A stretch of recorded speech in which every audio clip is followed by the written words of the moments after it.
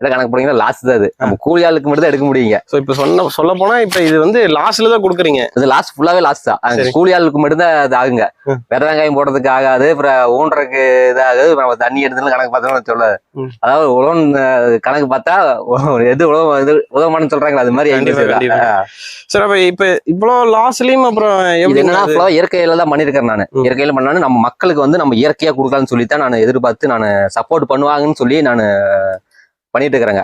ஃபுல்லாவே கிட்டத்தட்ட எவ்வளவு காய் வித்தாச்சுங்க. இது வரல நான் வியாபாரிட்டு தான் கொடுத்துட்டு இருந்தேங்க. வியாபாரிட்டுலாம் பாத்தீங்கன்னா ரொம்ப கம்மியான ரேட்டுக்கு தான் கொடுத்தாங்க. பாத்தீங்கன்னா நம்ம கிட்ட ஒரு 20 ரூபாய்க்கு வாங்கணும்னு வச்சுங்க, அப்படியே கை மாத்துறாங்க 40 ரூபாய்க்கு கை மாத்துறாங்க. டபுள் மடங்கா. ஒரு மூட்டை வெங்காயம் வித வெங்காயம் ஊனணும்னா 10 மூட்டை வெங்காயம் எடுக்கணும். அதுதான் வந்து விளைச்சல். ஏன்னா நம்ம அப்படி எடுக்கவே முடியாது. இயற்கை முறைன்னு வச்சோம்னா அப்படி எடுக்கவே முடியாது.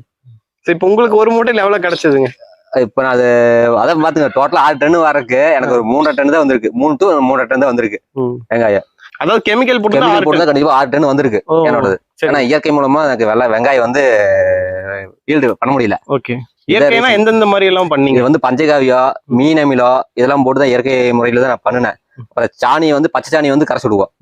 அந்த இதுல கரைச்சிட்டோம்னா அந்த அளவுக்கு நம்ம ஈல்டு கொண்டாடலாம்னு சொல்லி இந்த தடவை ஃபுல்லாவே இயற்கை முறை தான் பண்ணினேன்.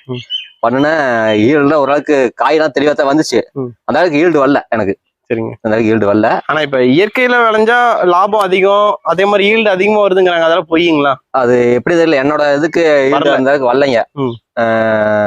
அது மாதிரி நம்மளோட இந்த தடவை வேணா நோய் எதிர்ப்பு சக்தி அதிகமா இருந்திருக்கிறதுனால எனக்கு நோய் தாக்கல் அதிகமா இல்ல. அதனால தப்பிச்சுக்கிட்டேன். அதிகமா வரல. மருந்து அடிக்க கிடையாது. அப்படி நான் ஒரு இது வேப்பனை மட்டும்தான் 1 லிட்டர் மட்டும் தண்ணியில கரைச்சத்தோட சரி, வேற எதுவுமே பண்ணவே இல்லை. சரிங்க.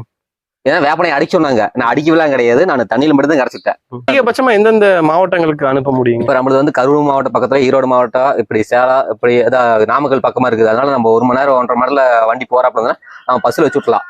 ஏன்னா அதிக டிராவலா இருந்ததுன்னா வச்சுங்க வெங்காயம் வேத்து போயிடும். வேத்து போச்சுன்னா வச்சுக்க அழுகல் அது வந்துருங்க. அதனால நம்ம வெளியே அனுப்ப முடியாதுங்க.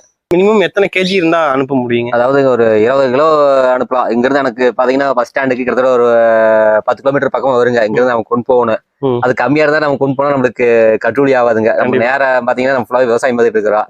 இதுக்கே நம்ம மெனக்கெட்டு போகணும். போயிட்டு பஸ் எத்தனை மணிக்கு வருதுன்னு பார்த்துட்டு நம்ம அனுப்பணும். 20 கிலோக்கு மேல இருந்தாலும் நம்ம அனுப்பலாங்க. முடிஞ்ச அளவுக்கு நேர்ல வந்து வெங்காயத்தை பார்த்து வாங்கிக்கலாங்க. வெங்காயத்தை பார்த்தா உங்களுக்கு பிடிச்சி வாங்கிக்கலாங்க. இது வேலை 30 ரூபாய்னு கொடுத்துட்டு இருக்கிறேங்க. இப்ப என்ன ரீசன்னா, என்ன கம்மியா கொடுக்கலாம், என்ன ரீசன்னா, வெங்காயம் வாங்கினதே கிட்டத்தட்ட ஒரு 40,000க்கு வாங்கினேன். அதாவது 800 கிலோ வெங்காயம் வாங்கினேன். 10 கிலோ வித வெங்காயம் வந்து 50 ரூபா. 40,000க்கு வெங்காயம் வாங்கினேன். அந்த வெங்காயம் ஊன்ற கிட்டத்தட்ட ஒரு 3000-4000 செலவே இருக்கு. அப்புறம்